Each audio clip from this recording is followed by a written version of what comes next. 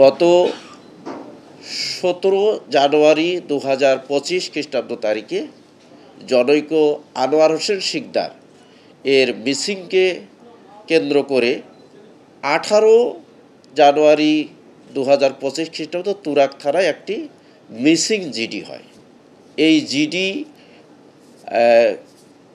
তদন্তের এক পর্যায়ে আমরা জানতে পারি যে জনৈক আনোয়ার হোসেন উনি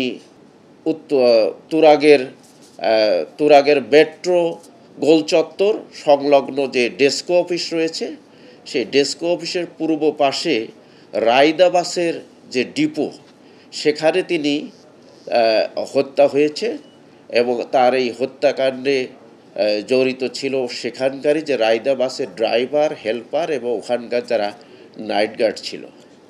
তো এই যে জিডি তদন্তের ধারাবাহিকতায় আমরা জানতে পারি যে জনৈক আনোয়ার হোসেন তিনি উত্তরা 7 নম্বর সেক্টরে 26 নম্বর রোডে 14 নম্বর বাসায় থাকতেন। তিনি তার বাড়ি হচ্ছে ওই বরিশাল সদরে। তিনি ঘটনার দিন অর্থাৎ 17 জানুয়ারি 2025 খ্রিস্টাব্দ সকালে 9টার দিকে তিনি বাসা থেকে বেরিয়ে আসেন। বাসা থেকে বেরিয়ে তিনি এই যে বাস ডিপো, রায়দা বাসের বাস ডিপো, তিনি এই বাসটি অপারেশন করতেন। তিনি এই কিছু বাসের তিনি মালিকও ছিলেন এবং ডিপোটা তিনি পরিচালনা করতেন। তো তিনি চলে আসেন সেখানে 11টার দিকে, সকাল 11টার দিকে তার এই হত্যাকাণ্ডের এই ঘটনাটি ঘটে। আমরা এই জিডি তদন্তের এক পর্যায়ে আমরা জানতে পেরেছি যে এই আনোয়ার হোসেনের সাথে যে রায়দা বাসের ওখানকার যে ড্রাইভার, একজন ছিলেন নাম হলো আসাদুল এবং আরেকজন ছিল সবুজ, এবং আরও তাদের সাথে যারা ওখানে হেল্পার এবং নাইট গার্ড ছিল, প্রায় 5-6 জন মিলে এই হত্যাকাণ্ডটি ঘটিয়েছে। আমরা এই জিডি তদন্তের ধারাবাহিকতায় আমরা বিভিন্ন সময় অপারেশন চালিয়েছি, বিভিন্ন যখন যে তথ্য পেয়েছি সেই তথ্যকে আমরা অনুসরণ করে আমরা এই রহস্যটি, তার মিসিং রহস্যটি উদ্ঘাটন করার চেষ্টা করেছি। বিভিন্ন সময় আমরা বিভিন্ন জায়গায় অপারেশন করেছি। শেষ পর্যায়ে গত 25 মে 2025 খ্রিস্টাব্দ তারিখে আমরা জানতে পারি যে এই হত্যাকাণ্ডে যারা জড়িত ছিল আসাদুলের সাথে ছিল আপনার সাজ্জাদ, তার সাথে ছিল সবুজ, তার সাথে ছিল আপনার শাকিল, তার সাথে ছিল আপনার কালাম এবং আসাদুলের একজন ভাগ্নের নাম, আমরা নামটা জানতে পারিনি। আমরা অপারেশন চালিয়ে আশুলিয়া এবং সাভার এলাকা থেকে আমরা 3 জনকে গ্রেপ্তার করি। 3 জনকে গ্রেপ্তার করে একজনের নাম হচ্ছে আবুল কালাম নামে পরিচিত, একজনের নাম হচ্ছে শাকিল, একজনের হচ্ছে সবুজ।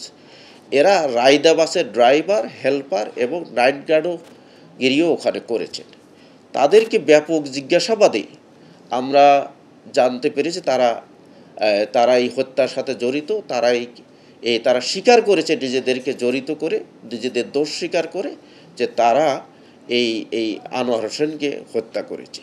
তারা জানিয়েছে আমাদের যে এই হত্যায় মূল পরিকল্পনাকারী হচ্ছে আসাদুল এবং সবুজ, এবং আসাদুল এখানে মেইন ভূমিকাটা পালন করেছে। তো এই ঘটনাটি ঘটেছে কিভাবে আমরা তাদেরকে জিজ্ঞাসাবাদে জানতে পেরেছি যে ঘটনাটি ঘটেছে যে জনৈক আনোয়ার হোসেন তিনি এই রায়দা বাসকে ক্রয় বিক্রয় এবং অর্থ দেনা পাওনা নিয়ে তাদের মধ্যে বিরোধ হয়। জনৈক আনোয়ার হোসেন একটি বাস আসাদুলের কাছে বিক্রি করে 18 লক্ষ টাকায়, এই প্রতি মাসে 50,000 কোটি টাকা দেওয়ার কিস্তিতে। কিন্তু এভাবে আসাদুল প্রায় 12 লক্ষ টাকা পরিশোধ করেছে। শেষ পর্যায়ে এসে জনৈক আনোয়ার হোসেন, যিনি হত্যাকাণ্ডের শিকার হয়েছেন, আনোয়ার হোসেন শিকদার, তিনি একটা ডেডলাইন দিয়েছেন যে 17 জানুয়ারি 2025 তাকে টাকা দিয়ে দিতে হবে, বাকি টাকা বাসের। যদি না দিতে পারে তাহলে তার বাসটি সে নিয়ে নেবে এবং তার যে আগে 12 লক্ষ টাকা দেওয়া আছে এই 12 লক্ষ টাকা ফরফিট হয়ে যাবে। এটি একটা আরেকটা ইস্যু হচ্ছে যে সবুজ নামে যে ওখানে আরেকজন নাইট গার্ড ছিল এবং সে বাসও চালাইতো, সেও 2.5 লক্ষ টাকা ইয়ার কাছ থেকে, আনোয়ার হোসেনের কাছ থেকে ধার নিয়েছিল। ধার নিলে সে ওই সুদ দিতে, ইন্টারেস্ট দিতে দিতে সেও বলেছে যে 14 লক্ষ টাকা আমি দিয়ে দিয়েছি তাকে, কিন্তু আমার আর এই 2.5 লক্ষ টাকার আর দেনা শেষ হয় না। সে কারণ তারও ওইটা কথা ছিল যে এই টাকাটা দেওয়ার জন্য তাকে খুব প্রেশার পেয়েছিল। এই সব কারণে তো এই আসাদুল, সবুজ এবং তাদের যে আসাদুলের সাথে যে আপনার সাজ্জাদ, তার একজন ভাগ্নে, তারপরে হচ্ছে শাকিল, কালাম, সকলে মিলে তারা এই হত্যাকাণ্ডটি ঘটায়।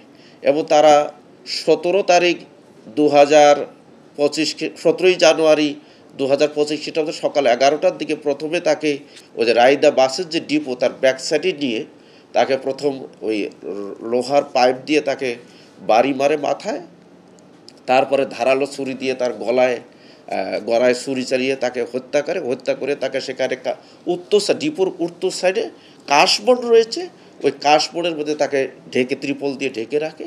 এবং রাত প্রায় 12টার পরে তারা ওখানে যে টিনের বেড়া, এই বাস ডিপোর উত্তর সাইডে টিনের বেড়া রয়েছে, ওখানে একটু ঝোপঝাড় কলার বাগান রয়েছে, বেশি বড় না, সেখানে তারা মাটি ঘুরে তাকে মাটি চাপা দিয়ে রাখে তার এই এই এই আপনার সাক্ষ্য প্রমাণ লোপাটের উদ্দেশ্যে।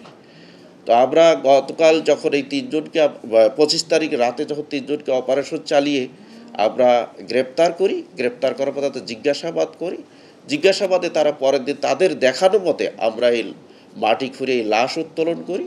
লাশ উত্তোলন করলে তার যে ছেলে এবং ভাই দেলোয়ার হোসেন, এই ভিকটিম আনোয়ার হোসেন শিকদারের ভাই দেলোয়ার হোসেন, তার ছেলে এবং তার অন্যান্য আত্মীয় স্বজন এসে লাশকে শনাক্ত করে। আমরা এই লাশের সুরুথাল করেছি। পরবর্তীতে আমরা এই লাশ ময়না তদন্তের জন্য শহীদ সোহরাওয়ার্দী মেডিকেল কলেজে পাঠিয়ে দিয়েছি। লাশের ময়না তদন্ত হয়তো আজকে হতে পারে। তো আমরা এই হত্যাকাণ্ডে একটি মামলা রুজু হয়েছে। তার স্ত্রী শিউলি আক্তার বাদী হয়ে একটি মামলা রুজু করেছে। তুরাগ থানার মামলা নাম্বার হচ্ছে 32, ধারা হচ্ছে 302, 201, 34 ধারায় মামলাটি রয়েছে 25 মে 2025 খ্রিস্টাব্দ তারিখে। আমরা মনে করি এই হত্যা মামলায় আমাদের কাছে এখন পর্যন্ত যে তথ্য, তাতে 5-6 জন জড়িত রয়েছে। আমি 5 জনের নাম বলেছি। একজন হচ্ছে আসাদুল, একজন হচ্ছে সবুজ, একজন হচ্ছে আপনার সাজ্জাদ, একজন শাকিল, একজন হচ্ছে কালাম, আর হচ্ছে আসাদুলের ভাগ্নে। এই মামলায় আরও কেউ জড়িত আছে কি না, এই মামলাটি সুষ্ঠু এবং সুন্দর গভীরভাবে তদন্ত করলে আমরা জানতে পারবো। এ মুহূর্তে আমাদের সাকসেস হচ্ছে যে 3 জন আসামি আমরা গ্রেপ্তার করেছি, তারা প্রত্যেকেই আমাদের কাছে স্বীকার করেছে এবং বিজ্ঞ আদালতে আমাদের তাদেরকে পাঠিয়ে দিয়েছি। তারা নিজেদেরকে জড়িত করে দোষ স্বীকার করে বিজ্ঞ আদালতে জবানবন্দি CRPC 164 ধারায় স্বীকারোক্তিমূলক জবানবন্দি প্রদান করবে। আমরা আশা করছি আজকে 164 হয়ে যাবে।